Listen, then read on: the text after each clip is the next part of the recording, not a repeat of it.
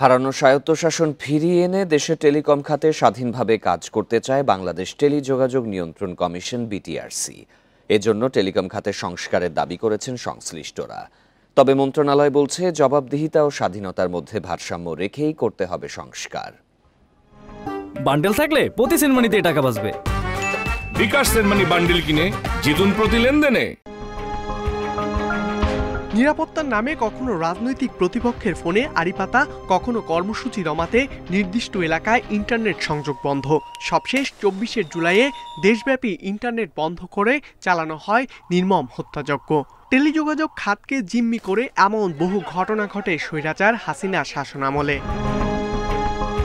অন্যদিকে লাইসেন্সের জন্য বিনিয়োগকারীদের ধর্ণা দিতে হতো মন্ত্রণালয়ে। কাজের স্বাধীনতা কেবল নামে, নিয়ন্ত্রণ সংস্থা বিটিআরসি পরাধীন এখনো, যার পেছনে দায়ী টেলিযোগাযোগ আইনের 2010 সালের সংশোধনী, যেখানে কমিশনের সিদ্ধান্ত গ্রহণে সরকারের নির্দেশনা মানার বাধ্যবাধকতা জুড়ে দেওয়া হয়।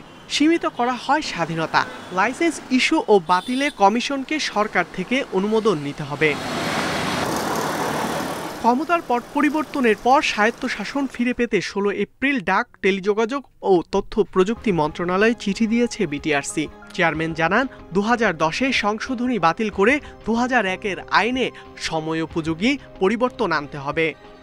এই পুরো সংস্কারে যদি টেকসই করতে হয়, আমরা যদি এই রেগুলেটরের নিয়ন্ত্রণের স্বাধীনতাটা স্টাবলিশ করতে না পারি, এই সংস্থাগুলো টেকসই হবে না।